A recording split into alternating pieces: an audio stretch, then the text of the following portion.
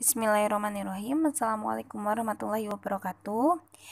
Iya, teman-temanku semua, perkenalkan kami di sini dari kelompok 6 dengan yang beranggotakan Rifda Zahara, Emri Donur Faiz, Vivin Herial, Saifullah Jamalulail, Fajar Ramadan, dan Anissa Dwiriani ingin sedikit menjelaskan, mempresentasikan terkait apa sih analisis histori wacana Rutwadak itu. Nah, yang mana video kita ini untuk memenuhi tugas mata kuliah metodologi penelitian kualitatif. Untuk itu, mari kita simak penjelasan dari kami. Terima kasih. Bismillahirrahmanirrahim. Nah, di sini saya ingin membahas terkait analisis wacana historis. Analisis wacana historis atau yang sering kita sebut dengan discourse analysis mewakili beragam teori, metodologi, dan definisi yang meliputi konsep-konsep teori wacana dan teori kritis yang menyarankan suatu metode untuk mengungkap sebuah hubungan di antara berbagai perspektif. Nah, yang mana analisis wacana kritis atau yang sering kita sebut dengan critical discourse analysis adalah studi tentang teks, ujaran atau bicara, dan gambar-gambar visual untuk menemukan atau mengungkapkan berbagai makna yang dibagikan serta berkontribusi atau mewakili struktur-struktur sosial dan ideologi. Adapun yang menjadi landasan analisis wacana kritis dalam teori wacana yang digagas oleh beberapa pakar ilmu adalah analisis wacana kritis atau critical discourse analysis berbeda dengan analisis wacana dalam hal tujuan politis dan sosial. Akan tetapi, akar analisis wacana kritis terletak dalam retorika, juga teks linguistik, antropologi, filsafat, psikologi sosial, ilmu kognitif, studi literasi, dan sosiolinguistik, serta linguistik terapan dan pragmatis. Nah, akan tetapi saat ini saya ingin membahas terkait apa sih pengertian dari analisis wacana historik Radwodak.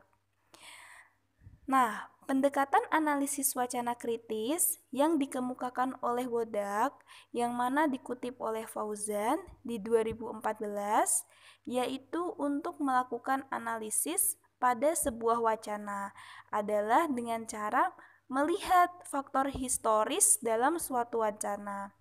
Nah, pendekatan analisis wacana kritis yang dikembangkan itu disebut dengan pendekatan historis wacana.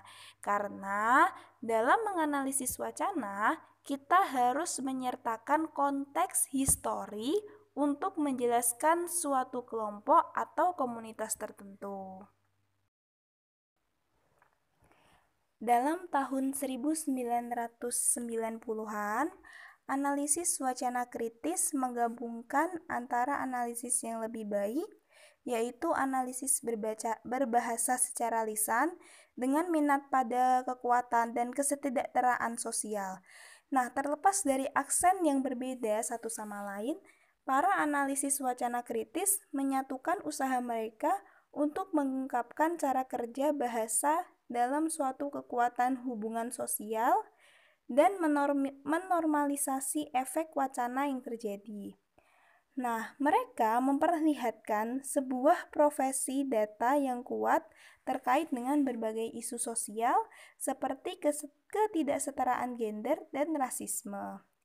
Nah, akan tetapi pada kesempatan ini, di sini saya ingin membahas terkait pendapat para ahli mengenai analisis wacana historis Radwodak. Nah, yang pertama ini menurut metode analisis wacana kritis Fairlocks and Wodak. Nah, analisis wacana kritis melihat wacana sebagai bentuk dan praktik sosial Wacana sebagai praktek sosial menyebabkan sebuah hubungan dialektis di antara peristiwa wacana tertentu dan situasi, institusi, dan struktur sosial yang membentuknya. Nah, yang kedua, pendapat para ahli model Norman Fairclough. Nah, model Norman Fairclough ini membagi analisis wacana kritis ke dalam 3 dimensi, yakni yang pertama ada dimensi tekstual atau yang biasa disebut dengan mikrostruktural, lalu ada juga dimensi budaya atau yang disebut dengan makrostruktural. Nah, dari model Fairclough ini bisa ditarik sebuah kesimpulan, yang mana ada kesamaan dari karakteristik historis dengan dimensi praktik sosial budaya atau yang kita sebut dengan makrostruktural. Nah, yang ketiga itu ada pendapat para ahli terkait pendekatan analisis wacana kritis yang mana dikemukakan oleh Van Dijk. Nah, Van Dijk di sini mengungkapkan yaitu pendekatan kognitif sosial yang bukan hanya didasarkan pada analisis bahasa atau wacana, melainkan juga harus dilihat bagaimana sih wacana tersebut diproduksi dan mengapa dapat diperoleh wacana seperti itu.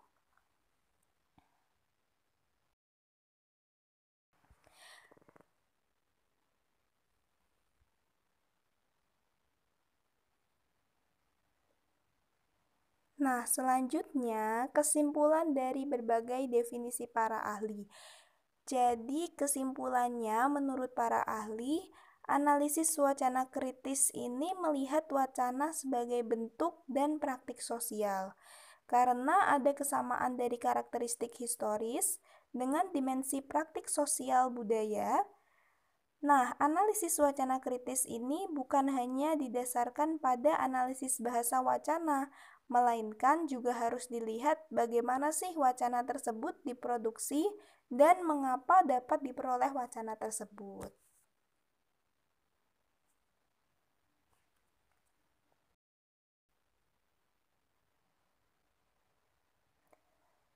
Nah, selanjutnya terkait konsep-konsep penting. Dari hasil diskusi kita, catatan penting dari makalah terkait analisis wacana historis Rothwodak ini yaitu kita tidak boleh melupakan warisan tradisi, baik fisiologis, terutama dalam rangkaian studi wacana yang telah banyak menekankan pada dimensi historis dari produksi makna.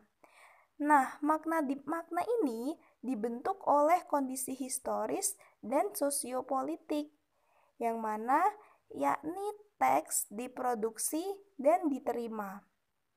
Nah, oleh karena itu, untuk menyelidiki teks dan wacana, peneliti wacana telah memperhitungkan pengetahuan sejarah yang menginformasikan praktik diskursif dari kelompok dan komunitas tertentu. Argumers dan McQueens dan Wodak di 2014. Nah, melihat itu semua, karena itu sejarah bisa memberikan kontribusi tersendiri pada analisis wacana dengan berbagai cara. Nah, berkaitan dengan hal tersebut, ada beberapa catatan penting yang harus diperhatikan untuk kita semua. Di antaranya, pertama ada historiografi as discourse atau historiografi sebagai sebuah wacana. Nah, teori wacana pada kenyataannya merupakan refleksi dan bahwa sejarah itu realitas sejarah yang tentunya merupakan representasi dari praktik diskursif pada saat itu. Yang kedua, analisis wacana merupakan metodologi yang digunakan oleh para sejarawan. Analisis wacana memberikan semacam perangkat yang dapat digunakan untuk memahami teks-teks yang hadir pada masa lalu. Yang ketiga, analisis wacana ini kemudian bisa disebut sebagai analisis wacana historis yang secara praktik ini melihat wacana dalam perspektif sejarah. Terima kasih.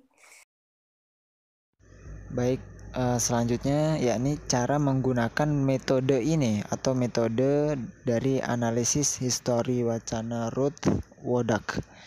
Nah, pendekatan analisis wacana kritis yang dikemukakan oleh Wodak dapat dilakukan dengan 3 cara ya. Itu yang pertama, satu itu menggunakan topik utama dari sebuah wacana yang spesifik. Lalu yang kedua, melakukan telaah strategi diskursif ya, termasuk strategi argumentasi. Lalu yang ketiga itu menganalisis makna-makna nyata dalam sebuah kebahasaan, juga makna-makna kebahasaan dalam bentuk lain. Nah, selanjutnya itu penjelasan teknis metode analisis histori. Nah, untuk penjelasan teknisnya, yang pertama itu adalah pilih salah satu serangkaian naskah yang dianalisis ya. Kalian memilih dulu apa naskahnya yang akan dianalisis. Lalu yang kedua, gunakanlah teori substantif yang dianggap relevan dengan permasalahan penelitian dan tujuan penelitian. Nah, ini yang harus digarisbawahi sih, harus relevan dengan permasalahan penelitian dan tujuan penelitian, seperti itu. Lalu yang ketiga itu pakailah teori wacana yang sejalan dengan metode analisis wacana yang digunakan. Lalu yang keempat, pilih paradigma penelitian yang akan digunakan. Ini paradigma itu harus tepat ya teman-teman. Lalu yang kelima itu tetapkan tipe analisis wacana apa yang akan digunakan. Nah, ini tipe-tipe analisisnya itu harus tepat juga teman-teman. Lalu yang keenam, jika semua telah ditetapkan dan dipandang sudah cocok atau saling menguatkan, tidak bertentangan satu sama lain ya, maka bacalah naskah dengan metode analisis wacana dan berikan arti atau makna. Lalu yang terakhir, tafsirkan hasil tersebut dan tarik kesimpulan serta implikasi hasil analisis wacana tersebut. Nah, seperti itu ya. Lalu selanjutnya, ini ada beberapa contoh penerapan metode disertai dengan sumber ya.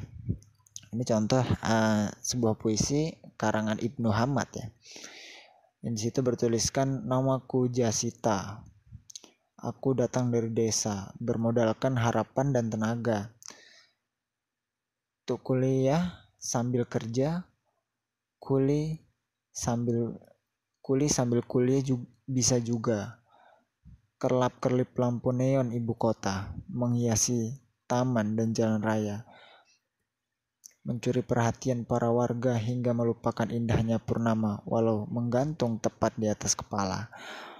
Materi dan penampilan fisik menjadi andalan yang miskin dan sederhana dipandang sebelah mata.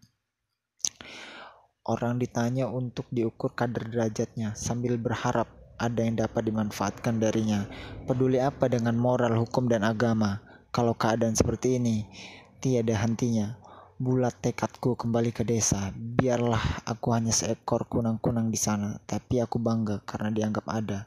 Kendati hanya di waktu malam, hari belaka. Nah, di dalam puisi tersebut, analisis menggunakan histori wacana Ruth Wodak dengan paradigma konstruktivis terhadap puisi tersebut. Bisa menerapkan psikoanalisis pada level naskah dan wacana mendalam dengan pengarang puisi tentang riwayat lahirnya karya tersebut dan latar belakang kehidupan yang sang pengarang, juga mengumpulkan data sekunder studi literatur tentang perjalanan hidup si pengarang, kemudian menarik kesimpulan. Nah, lalu penjelasannya, dalam puisi tersebut itu ada sebuah kandungan narasi tentang seorang tokoh bernama Jasita.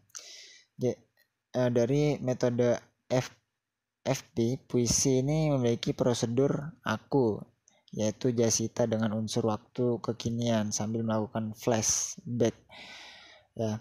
Sementara unsur pola pattern atau potensi yang dihadirkan dalam narasi ini adalah perjuangan, keprihatinan, lalu kepedulian dan tekad seorang Jasita gitu ya. Lalu puisi ini memiliki pola pattern konsisten tentang perilaku Jasita dalam bait pertama. Nah, Jasita menunjukkan dirinya kalau ditebak umurnya kira-kira 18 lah ya, atau remaja tanggung keluaran SMU karena ke Jakarta ia mau kuliah. Nah, seperti itulah. Nah, Jasita seperti namanya bukanlah remaja gedongan. Nah, tapi seorang sahaja yang bertekad baja, berani kuliah dengan biaya sendiri dengan menjadi kuli. Wah, ini hebat sih. Nah, dalam bait kedua ya, ini penjelasan bait kedua. Jasita menceritakan tentang megahnya kota Jakarta serta fisik. Nah, lampu-lampu bagus menerangi taman dan jalan di situ ya, sehingga menjadi kebanggaan para warga. Ia lalu teringat pada suasana kampung halaman di saat bulan purnama, kampungnya menjadi terang, bermandikan cahaya, di mana para orang tua dan anak-anak bersukacita. Sementara di Jakarta, purnama indah tak pernah ditunggu-tunggu. Nah, benderangnya lampu neon ya, lampu yang sering kita pakai lah ya, lampu penerangan malam membuat mereka tak peduli kapan purnama datang atau pergi. Nah, ini sepertinya Jasita menangkap gelagat yang tak baik dari hidup di Jakarta seperti itu, teman-teman. Itu tercermin dalam ungkapannya atau ditanya untuk diukur kadar derajatnya. Lalu di bait ketiga, begitu materialistik hidup di ibu kota, sehingga hukum dan moral bahkan agama tak dipedulikan lagi. Teman makan teman adalah hal yang biasa, seperti dinyatakan dalam kalimat gitu ya. Seperti berharap ada yang dimanfaatkan darinya. Nah, merasa tak cocok ya dalam hidup dalam situasi materialistik seperti itu. Akhirnya Jasita bertekad kembali ke desanya. Ia muak dengan cara hidup orang kota. Demi mengejar ambisi pribadi, tega mengelabuhi teman sendiri. Nah, seperti itu ya. Itu Jasita berkata, biarlah aku hanya seekor kunang-kunang di sana. Ia merindukan suasana, saling menghargai karena kegunaannya, seperti kunang-kunang memberi cahaya pada lingkungan sekitar, yang dimana situ gelap gulita, walau hanya seluas 1 cm persegi saja. Nah, dari hubungan antar paragraf bait atau bait ya, secara keseluruhan puisi ini tampak menyajikan kisah perjalanan seorang pemuda lugu dan tetap lugu sekalipun sudah disentuh kehidupan kota Jakarta yang bising dan glamor kayak gitu ya. Kita menangkap kejernihan mata hati Jasita dalam melihat lingkungan sosialnya baik di desa maupun di Jakarta. Ia membandingkan keduanya, menganalisisnya, mensistesiskannya, kemudian mengambil keputusan berdasarkan pilihan sosialnya. Nah, Jasita ini si sederhana yang cerdas dan kritis serta matang emosionalnya. Dari situ pula kita dapat menarik kesimpulan bahwa puisi ini jika dibaca dengan FP mengandung pesan kemanusiaan yang mulai terkikis di kota metropolitan seperti itu, teman-teman.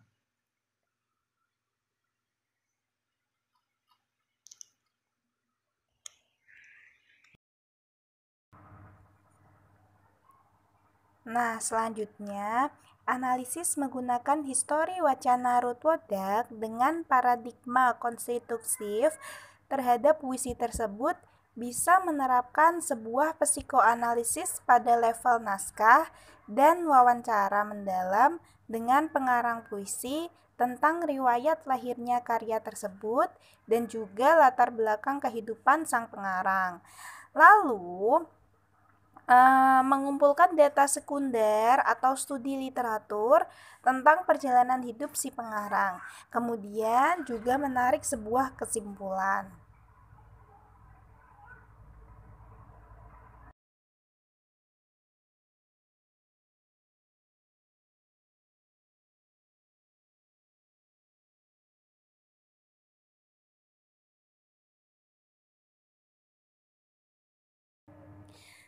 Nah, mungkin hanya itu yang dapat kami jelaskan. Apabila ada salah kata, itu datangnya dari kita sendiri, dan apabila ada kelebihan, itu semua datangnya dari Allah SWT. Semoga apa yang kami jelaskan ini dapat bermanfaat bagi kita semua. Terima kasih banyak. Kami tutup. Wassalamualaikum warahmatullahi wabarakatuh.